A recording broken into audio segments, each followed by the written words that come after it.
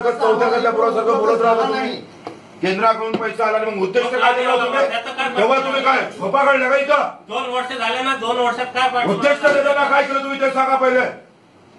उद्दिष्ट आम्हाला काय दिलं? 4 कोटीचं विद्युत उद्दिष्ट दिलं आणि 1 कोटी देताय तुम्ही. उद्दिष्ट लाज वाटत नाही तुम्हाला?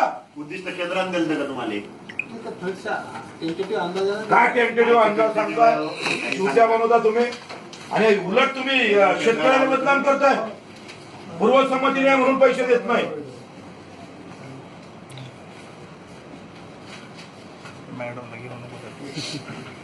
आम्ही 1 तास वाट पाहिजे त्यासाठी किंवा 2-2 वर्ष भांडावं लागतं. प्रकार आहे का हा?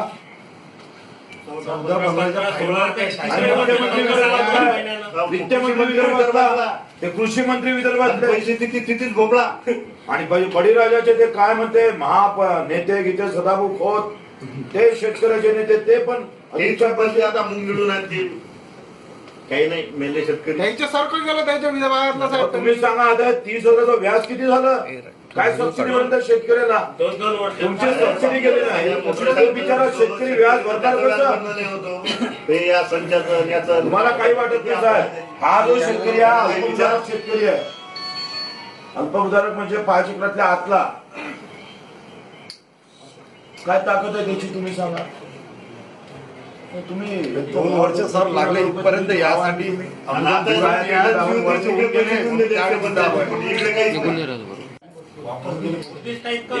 आणि बाकीच्या इकडे तुम्ही काय केलं? उद्दिष्ट असं तेवढे पूर्वसंमती देऊन दिल्या. निधी येऊ नाही येऊ.